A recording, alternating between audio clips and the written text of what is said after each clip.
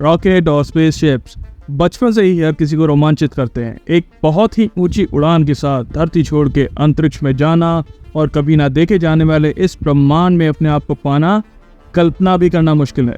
बहुत से देशों में ऐसे कई स्पेस एजेंसीज हैं जो कि अलग अलग मिशंस पर काम करते हैं। ज़्यादातर मिशंस मानव रहित किए जाते हैं और अब तक कुछ ही ऐसे मिशंस हैं जिनमें मानवों को अंतरिक्ष में भेजा गया था। क्या होगा अगर स्पेसशिप का फ्यूल खत्म हो जाए या उसके कंट्रोल्स में कुछ खराबी आ जाए? ऐसी सिचुएशंस में कैसे होगी वापसी हो भी पाएगी या नहीं? क्या होगा अगर स्पेसशिप अंतरिक्ष में रास्ता भटक जाए या फिर गलत दिशा में चला जाए? पर क्या मानवों को स्पेस में भेजना जितना आसान लगता है, उन्हें वापस धरती पर लाना भी उतना ही आसान है? सवाल बहुत है पर जवाब बहुत कम। अगर ऐसी ही रोचक जानकारी चाहिए तो जुड़े रहिए इस वीडियो के साथ। नमस्कार दोस्तों, मैं हूं दिवेश टीम फैक्ट्स बराबर से और हाजिर हूं एक बार और नए वीडियो के साथ। अमेरिका के बहुचर्चित स्पेस एजेंसी नासा अपने एक मिशन पर था जिसके लिए उसने एक स्पेशल स्पेसक्राफ्ट बनाया था जिसका नाम था कोलंबिया। अब तक 27 बार फ्लाई कर चुका ये स्पेसशिप एक बार और अपनी नई यात्रा के लिए पूरी तरह से तैयार था। इस बार ये 7 लोगों को स्पेस की सैर कराने की तैयारी में था। करीबन 16 दिनों तक इन 7 एस्ट्रोनॉट्स ने स्पेस में कई एक्सपेरिमेंट्स किए और फिर तैयारी की घर वापसी की। घर वापसी की खबर से सारे एस्ट्रोनॉट्स बहुत ज़्यादा खुश थे। सभी कुछ प्लान के हिसाब से चल रहा था। नासा एजेंसी भी लगातार स्पेसशिप के साथ संपर्क बनाए हुए थी। अचानक कुछ ऐसा घटा कि सभी के होश उड़ गए। लगातार पृथ्वी की तरफ बढ़ता हुआ स्पेसशिप कोलंबिया अचानक अपने सभी संपर्क नासा के साथ तोड़ देता है और बहुत कोशिश करने के बाद भी नासा किसी प्रकार का कोई संपर्क स्पेसशिप से बनाने में नाकाम रहता है। हो सकता है कि कोई तकनीकी खराबी हो, पर वो इस बात से राहत में थे कि विमान या स्पेसशिप अब धरती के वायुमंडल में एंट्री कब का कर चुका होगा। पर एक ऐसी खबर आई जिसने सबके होश उड़ा दिए और वो खबर थी ग्राउंड टीम के हवाले से, जिन्होंने कुछ देर बाद बताया कि दुर्भाग्यवश कोलंबिया अंतरिक्ष में ब्लास्ट हो गया और इन 7 एस्ट्रोनॉट्स में से कोई जीवित नहीं बच सका और उसी में भारत की कल्पना चावला भी शामिल थी। स्पेस में पहुंचकर एक्सपेरिमेंट करना उतना ज़्यादा खतरनाक नहीं है जितना कि स्पेस में जाना और स्पेस से वापस धरती पर आना। दरअसल स्पेस में जाने के लिए आपको एक बहुत बड़े रॉकेट की ज़रूरत होती है जो आपको स्पेस में जाने के लिए ज़रूरी पुश प्रदान करता है। एक बात लोगों को कंफ्यूज कर देती है कि स्पेस में रॉकेट के अंदर बैठ के जाया जाता है, जो कि पूरे तरीके से गलत बात है।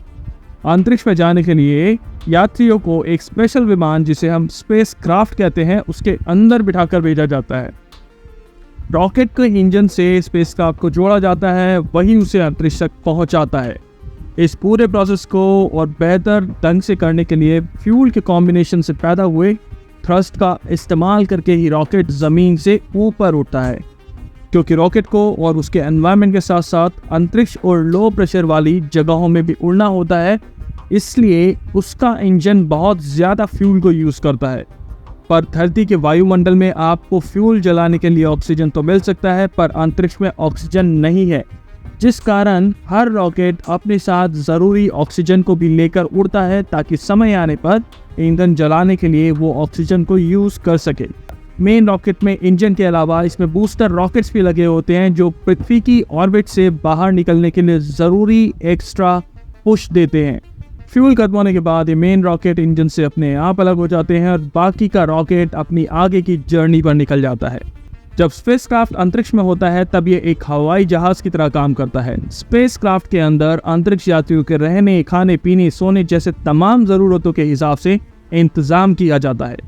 स्पेसक्राफ्ट के कंट्रोल्स आगे के हिस्से में होते हैं और रॉकेट के स्पेसक्राफ्ट से अलग होते ही स्पेसक्राफ्ट को कंट्रोल करने की जिम्मेदारी उसमें बैठे एस्ट्रोनॉट्स की होती है। ग्राउंड टीम भी लगातार स्पेसक्राफ्ट की मदद उनके नेविगेशन में कर रही होती है। चलिए, ये बात रही कि अंतरिक्ष में पहुंच गए, एक्सपेरिमेंट्स कर लिए, पर अब आखिरी लेकिन सबसे महत्वपूर्ण स्टेप जो है वो अभी बाकी है कि धरती पर वापस कैसे आया जाए। अगर आपने गौर किया हो तो रॉकेट स्पेसक्राफ्ट को अंतरिक्ष में लाने के बाद अपने आप को स्पेसक्राफ्ट से अलग कर लेता है।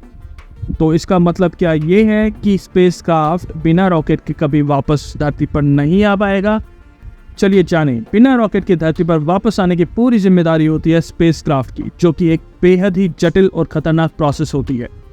धरती पर वापसी करने के लिए स्पेसक्राफ्ट को धरती के ऑर्बिट में एंट्री करते हुए अपने आप को धीमा करना होता है और अपनी टॉप स्पीड जो करीबन 18,000 किलोमीटर प्रति घंटा के आसपास होती है से उसे एक मैनेजेबल स्पीड पर लेकर आना होता है। धरती पर एंटर करने के लिए स्पेसक्राफ्ट पृथ्वी के ऑर्बिट के चारों ओर चक्कर लगाता हुआ धीरे धीरे वायुमंडल में प्रवेश करता है, जहां उसे तेज और गर्म हवाओं का सामना करना पड़ता है। पृथ्वी पर लौटने के दौरान स्पेसक्राफ्ट को और कई खतरों का भी सामना करना पड़ता है। चलिए जानते हैं उनके बारे में बारीकी से। पहले हम बात करेंगे एरोडायनेमिक स्ट्रेस की। पृथ्वी पर वापसी के दौरान कुछ स्पेसक्राफ्ट्स को तेज एरोडायनेमिक फोर्सेस का सामना करना पड़ता है, और अगर स्पेसक्राफ्ट की बिल्ड अच्छे तरीके से नहीं हुई तो ये डैमेज या ब्लास्ट हो सकता है।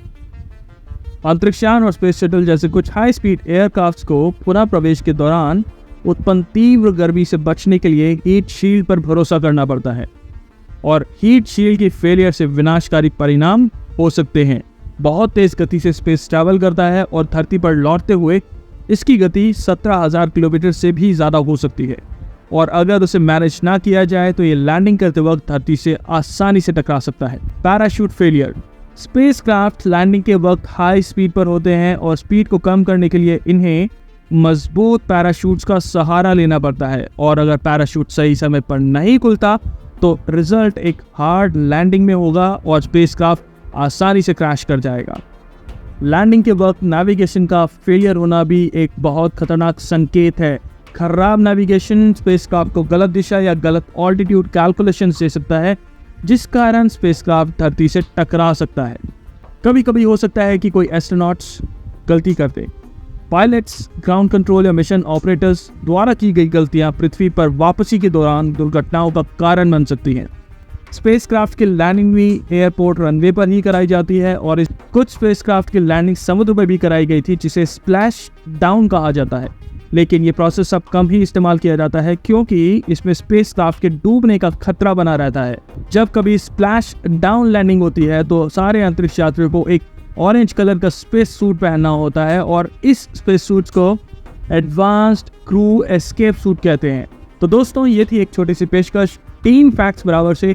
वीडियो अगर पसंद आई हो तो लाइक करिए, और अगर अभी तक चैनल नहीं सब्सक्राइब किया तो सब्सक्राइब कर लीजिए, ताकि आगे आने वाले इंटरेस्टिंग वीडियोस की अपडेट आप तक आसानी से पहुंच जाए। और फिर मिलेंगे जल्दी ही एक और नए वीडियो के साथ। तब तक के लिए अलविदा।